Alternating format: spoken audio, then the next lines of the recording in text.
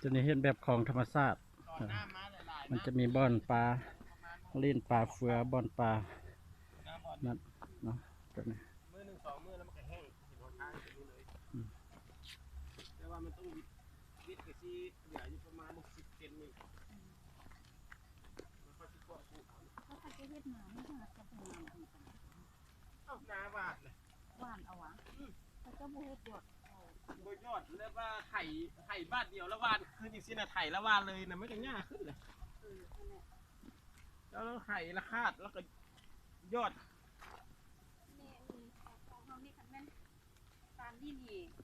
ท่านเขาเอาอันพ่อมานี่เอารถเล่นได้ทางนี้ตัวนี้เขาก็เสริมเข้านี่เนาะตัวนี้เขาก็เสริมออกมาที่เอาเขากับบุเฮ็ดบาซะก็ดินบล็อกขึ้นเขากระถมมากๆกระจายมันเกิน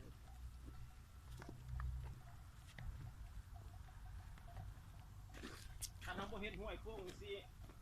มันเขาก็ได้ทางกว้างเพราะคนลืมบอกว่าบ่อนแต่มันแคบแล้วบ่ปัดโค้งก็ได้ลืมแล้วมันจะสองเขียนนี่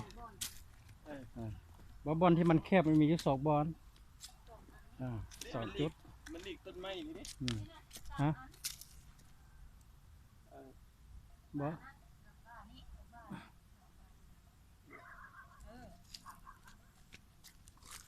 เขาก็ดินบล็อกใส่เอา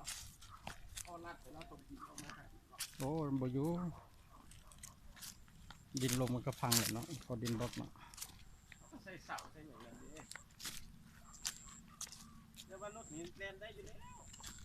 ถ้าน้องกอด้านเนี่ยเขาถมเอียงเลยรถนี้มันแล่นได้อยู่แล้ว